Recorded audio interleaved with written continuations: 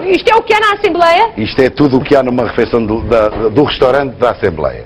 E por 10 aéreos, tens aqui uma sopa de quê? Sopinha de legumes. Sopinha de legumes. Cheira bastante bem. Cheira bem. Ora, o que é que temos também? O que é que temos aqui mais? uns ovos com uma salada, não sei o quê, não sei o quê. Isto é tudo luxo. Não eu é, nunca vou às coisas pronto, é luxo, uma não salada, Uma salada que mista com se chama queijo, Caesar sabe? Salad. Caesar Salad. Está a Só falta Assembleia. Isto é uma salada normal, isto é uma salada com pepino e tal. do presunto e tal. Pata negra, provavelmente, pata negra, claro. Umas chamuzas muito apetecíveis. Portanto, isto umas refeições... Diversos tipos.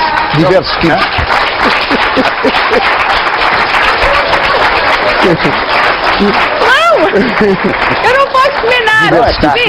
Diz lá. Para bem, é que quando se fala num restaurante de luxo é preciso que as coisas condigam. Sim. E portanto, uma tábua de queijo, vamos dizer... Simpática. Simpática, Deve ser mais Bolo, temos aqui um queijinho de azeitão. Interessa dizer que são queijos portugueses, Queijo exatamente. português, sim, Porque senhora. estás-me a dar uma fraqueza. Eu, apesar de ser gordito, também. E agora, olha para estes doces, com este aspecto E fantástico. leite de creme, que é uma coisa que... Se não quiseres leite de creme, tens arroz doce. Se não quiseres arroz doce, Não tens tenho muito chocolate, chocolate. e se não quiseres chocolate, tem baba de camelo. Baba de camelo. Quer saber o que é que me vou para aqui, não é? Qual Não. é? Mas assim, eu sei que não posso estar de costas. Já tenho a realizadora aos gritos. Mas eu tinha que ir ver, não é? Está aqui dentro. Bem, tenho a realizadora a bater-me. Pois é. Olha os bichos a rirem-se para mim! Alguns, os outros já estão a chorar. Estão ali ao lado do Uns tamboril. têm gabardina e outros estão à vontade, não é? Quanto é que custa isto tudo? Portanto, isto custa, mas isto é o que custou Tu não davas dinheiro. para tetado. Eu não dava para petada. Não. Pois não. Desmaias com estas refeições. E porque está a dieta. porque Exatamente. Mas diz-me lá uma coisa, isto é importante, tudo isto isto será uma amostragem daquilo que é então Pelo menos uma refeição no restaurante de luxo da Assembleia da República. Por Eu quanto? parece-me bem. Por quanto? Por 10 aéreos, ia lá todos os dias. Não será frugal. Deus é, não é frugal, 10 euros é quanto isto 10 euros isto tudo e estás à vontade para levar tudo. Compras ou não? compro. Agora deixa-me dizer-te uma coisa. Eu não estou... Sim. Num restaurante de luxo, 10 euros e isto não me parece mal. O que me parece mal é que se pague 10 euros por isto tudo, quando se ganha tão bem. Achas que um deputado ganha mal? Não, sobretudo porque aquele valor de base que nós falámos, os 3.600, não são apenas 3.600. Não, pois inclui uma data de coisas. Inclui uma data de coisas e pode ir aos 4.000 e tal. Pelo menos. Pelo menos, quase 5.000. Portanto, estamos a dizer então que temos estado aqui a ironizar e a brincar, porque de facto temos que sorrir todos. Nós, portanto, somos nós que pagamos estas coisas todas, É isso é que é a parte. Estás a ver, olha, é aqui, olha. Dá-me aqui uma dor no fígado. Cada vez que penso que tenho que Eu pagar vou isto. tirar-me daqui de lado porque isto tem um cheirinho que realmente me deixa um bocadinho desorientada, mas estou a ficar um bocadinho indignada. Portanto, nós que somos os patrões, não é? Somos nós todos os patrões daquela casa, somos nós que pagamos àqueles funcionários, àqueles representantes e tudo aquilo que está ali, não é? Sim. Portanto, subvencionamos que um dia então esta refeição possa ser consumida por 10 euros. Por 10 euros. Muitos escondem a fome por vergonha, outros porque os pais dizem às crianças para não falar. A gente percebe nos olhos, quando estamos a comer, ou quando eles veem outros colegas a comer, percebemos que há ali um que está com fome. Albina Almeida, presidente da Confederação Nacional das Associações de Pais, não se poupa nas palavras. O Sr. Primeiro-Ministro apela muito ao empreendedorismo, mas o que é que temos feito nas nossas escolas para ensinar o empreendedorismo aos jovens? Muito pouco. Se pensarmos que os vamos ensinar a ser empreendedores com fome... E carência que tem aumentado. Quase para o dobro o número de alunos em percentagem que possam estar a necessitar de apoio para a alimentação. Os casos de privação alimentar são de tal ponto evidentes que o presidente da Confab diz estar assustado. À segunda-feira, a maior parte das cantinas só precisa de colocar um pouco de água nos pratos porque eles vão quase todos limpos para dentro. Isto dá bem o sinal do que acontece, não é? Nos outros dias volta tudo ao normal, mas à segunda-feira há uma espécie de, peço desculpa da expressão, não é muito feliz, mas me ocorre outra, de lamber de pratos.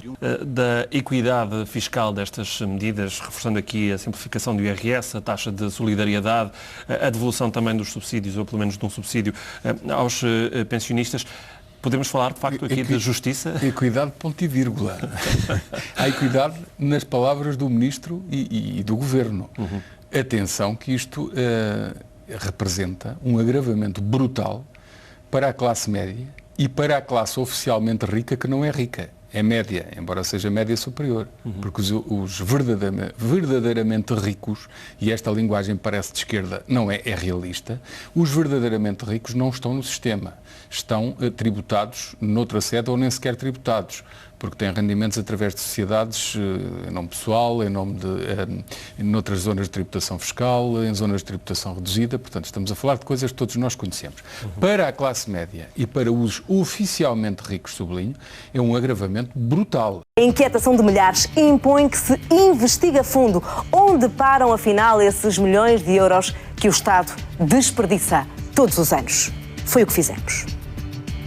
Sabe o que têm em comum Carlos Gulbenkian, Luís Figo, Mário Soares, Sousa Sintra, Belmiro de Azevedo, o computador Magalhães, Paula Rego, António Champalimau e o Carnaval de Ovar?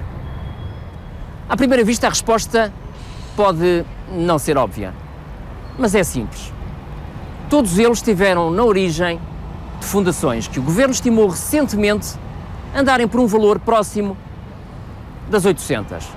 578 privadas e 135 públicas, que custaram aos contribuintes mais de 1.000 milhões de euros em subsídios e cerca de 11 milhões em benefícios fiscais e outras regalias. Isto só no triênio 2008-2010.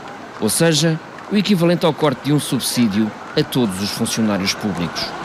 Já alguma vez ouviu falar da Fundação José Cardoso? Pois é, nós também não. E como ficou entre as piores classificadas de um relatório de avaliação das fundações recentemente apresentado pelo Governo, fomos à procura dela. Sem qualquer registro telefónico em seu nome e sem qualquer página na internet, o melhor que conseguimos foi uma morada em plena Baixa, Rua do Ouro, números 219 a 241, e todos eles do Montepio Geral. Alguma coisa não batia certa. Ninguém por ali alguma vez tinha ouvido falar de tal fundação. Sabe dizer-me onde é que fica a Fundação José Cardoso? Já ouviu falar da Fundação José Cardoso? Não. Fica alguns entre o 219 e o 241. Isso é tudo Montepio ou não? Faz ideia? Eu penso que sim, que seja. Seria aqui, não é? Em frente. Muito obrigado então, sim. Boa tarde. Continuávamos sem qualquer pista, até que depois de um telefonema para o Gabinete de Comunicação do Montepio e algumas horas à espera, pusemos fim ao enigma. Então não é que esta Fundação Mistério é pertença do Montepio Geral? Pedimos para falar com o responsável e 2 semanas depois continuamos à espera. Palavras para quê? A cada 12 dias nasce uma nova fundação. Dava conta o Diário de Notícias numa investigação realizada em 2011 em que alertava para os salários milionários dos administradores, os benefícios fiscais, as mordomias e a falta de fiscalização por parte do Estado. Já em 2010, um conhecido economista da nossa praça anunciava que havia 14 mil entidades, ouviu bem, 14 mil que recebiam regularmente dinheiros do Estado, entre elas as fundações. E alertava para os graves riscos que daí podiam resultar. A verdade é que nós temos, no caso do BPN ali, contas feitas por um sábio que me as fez chegar recentemente, o prejuízo do BPN é equivalente a valores corrigidos àquilo que o Estado lá meteu, a 7,5 pontos sobre o Tejo, ponte 25 de Abril. A valores corrigidos, portanto. Portugal e os contribuintes pagaram 7,5 vezes porque disparates tenham sido conduzidos no BPN. Então não havia ninguém que no Governo olhasse para este número e dissesse: não, esta gente não pode ter benefícios fiscais nenhuns. Não faz sentido, novamente. O que é que aconteceu nas últimas décadas? Foi criar fundações, primeiro, fundações públicas, que é uma coisa estranhíssima, sem qualquer mecenas e, pior ainda, sem qualquer património. A pergunta é, então, como é que se criaram e como é que vivem estas fundações? Ora bem, a resposta é triste, obviamente graças ao Orçamento de Estado.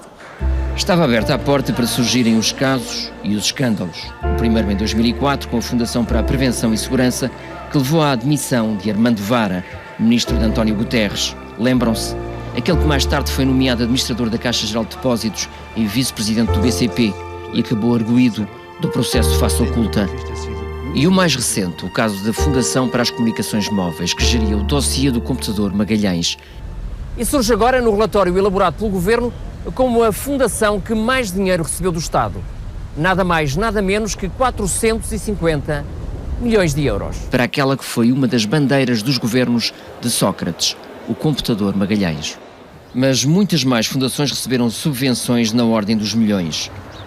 A título de exemplo, a Fundação da Universidade de Aveiro e da Universidade do Porto receberam cada uma mais de 200 milhões de euros. A Fundação para a Computação Científica Nacional, mais de 50 milhões. E o Inatel, perto de 40 milhões. Em tantos milhões, distribuídos generosamente por tantos, não sobram uns milhares para alguns, como a Fundação O Século, que não recebe quaisquer subsídios e é conhecida há décadas pela colónia balnear. Uns com tanto, outros com tão pouco. Dá que pensar. Depois há outra área que se diz que será decidido, que será objeto de atuação, que é, por exemplo, aquele corte dos rendimentos das parcerias público-privadas. Mas caramba, ao fim deste tempo todo, continuam a dizer que vão negociar. Estão à espera de quê para cortar efetivamente? Porquê é que não aproveitaram esta conferência em que dizem declaradamente que agravam a tributação sobre quem trabalha e quem paga imposto?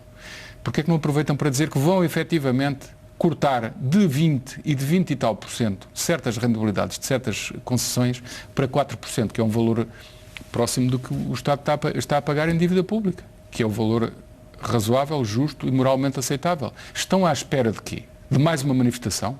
Uma fundação ao serviço de um partido sem que se saiba de onde vem o dinheiro. Na ficha de avaliação do relatório do Governo não constam quaisquer apoios financeiros públicos. Contudo, o valor do património deu um salto desde a sua criação dos 50 mil euros para quase 13 milhões de euros em 2010. E quase 4 milhões de euros foi o valor patrimonial tributário isento. A Associação Cívica Transparência e Integridade olha com enorme apreensão não só para o caso das fundações, mas também para o exército de entidades que vivem à custa do orçamento do Estado. Estes mecanismos, fundações, empresas municipais, institutos públicos, etc., todas estas entidades que estão fora do crivo da administração tradicional existem hoje para garantir uma estrutura de recursos humanos partidarizada, e depois naturalmente não funcionam bem, porque só por milagre é que pessoas vindo dos partidos poderiam pôr as empresas a funcionar bem, e isto é impossível, porque obviamente quem tem capacidade para organizar comícios, andar de megafone e organizar jantares de vitela assada, só por milagre é que seria um bom gestor de uma empresa em qualquer setor. Portanto, as empresas têm que funcionar mal porque a estrutura de recursos humanos deriva diretamente da estrutura partidária. E depois, além disso, impede toda uma transparência orçamental que é fundamental. Para surpresa e perplexidade de muitos, a Fundação Social Democrata da Madeira chegou a ter uma classificação bem melhor que a mãe de todas as fundações, a Fundação Carlos Gulbenkian. O município da Amadora serve como exemplo do que se tem vindo a verificar em muitas famílias pelo país fora. Ao Hospital Amadora Sintra chegam crianças com doenças diversas para tratar, mas em alguns casos, durante o diagnóstico, descobre-se que estão mal nutridas. Um mal que pode ser evidente em situações de pobreza assumida, mas muitas vezes escondido. Confirma a existência de dois padrões tipo de má nutrição. No primeiro, as crianças surgem visivelmente debilitadas e com sinais de falta de higiene. Já no segundo, as carências são disfarçadas, com roupa e calçado de marca. Os casos são identificados pelas assistentes sociais e encaminhados para a Comissão de Proteção de Menores da Amadora. Mas nem só dos hospitais chegam os avisos. As escolas são a principal fonte de informação da Comissão de Proteção de Menores, onde metade dos casos que estão a ser acompanhados são de negligência.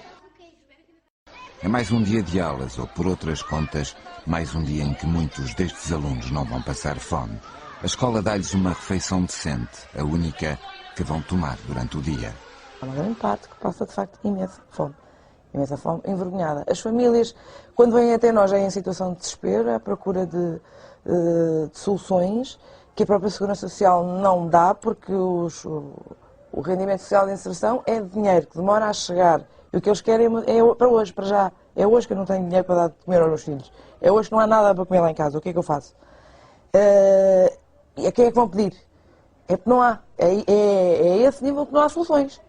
Hoje, se aparecer aqui, como já aconteceu variedíssimas vezes, alguém bater à porta e não tem comida para dar aos meus filhos, nós próprios, nós técnicos, não temos solução. Mais de um quarto dos portugueses corria risco de pobreza ou de exclusão social. Ou seja, mais de 2,5 milhões de pessoas. O Eurostat considera como situações de risco aquelas em que as pessoas têm rendimentos 60% inferiores à média nacional. E uma das instituições que estuda este e outros fenómenos sociais é o Instituto Superior de Serviço Social do Porto. A Regiões TV falou com o seu presidente. 25% são números muito preocupantes. Por um lado, quer dizer que 1 em cada 4 enfrentam a situação de pobreza. Há um número muito grande também de idosos que se enquadram nestes 25%, mas também é preciso não esquecer que estes números abrangem muitas pessoas integradas no mercado de trabalho, pessoas que trabalham. Quer dizer que nós hoje temos uma realidade que, enfim, era uma realidade desconhecida da Europa após a Segunda Guerra Mundial, que é termos novamente trabalhadores pobres. E esses números tendem a aumentar. Com o atual estado da economia e com a percentagem de desempregados a não querer baixar, é cada vez maior a população que começa a ter uma ideia do que é passar fome. O outro dado que é muito preocupante é que estes números referem as pessoas que estão abaixo do limiar da pobreza, que é um limiar que é fixado estatisticamente. Ora, quem está ligeiramente acima do limiar da pobreza, estatisticamente não é pobre, mas na realidade não tem condições de sobrevivência. E os dados que também existem num estudo recente dizem que 31% da população está no patamar imediatamente acima do limiar da pobreza. Quer dizer que são pessoas que, tendo rendimentos superiores ao tal limite de pobreza, estão excluídos de alguns benefícios sociais, mas não têm, de facto, rendimentos suficientes para cobrir todas as despesas que têm, com a renda de casa, com a educação dos filhos, com uma alimentação regular. No fim do ano passado, 670 mil famílias não conseguiram pagar a prestação das casas. E as instituições que oferecem comida quente e um teto de abrigo estão lotadas. Outro dado é que, em Portugal, há 1 milhão de idosos a viver com menos de 280 euros por mês. Nós assistimos hoje também a um outro problema dramático, é que pela primeira vez desde a Segunda Guerra Mundial nós assistimos às novas gerações com menos capacidade de rendimento que as gerações dos seus pais. Ou seja, temos uma mobilidade social descendente, o que é um fenómeno, em Portugal e na Europa em geral, é um fenómeno muito recente, que é termos as pessoas mais novas com situação social e económica pior que os seus pais tiveram, apesar de estarem claramente muito mais qualificados. Em Portugal, mais de metade dos jovens, até os 25 anos, ganha menos de 500 euros mensais. Eu recebi um e-mail aqui há tempos que era muito curioso, é que uma vizinha dizia assim: então, esta fundação é de uma família que tem um palácio. O Estado apoiou, deu dinheiro para a recuperação do palácio e todos os anos dá milhares de euros. E isto devia estar aberto para turismo rural e para outras coisas. Não está. É para os casamentos da família e dos amigos. Francamente. Depois outra coisa, um banco público que fez até agora milhões e milhões, centenas de milhões em lucro. Banco público, centenas de milhões em lucro. Fundação para atividades culturais. Recebe 4,5 milhões por ano pagos por nós. Para convidar os amigos. Por amor de Deus, vamos usar com outros.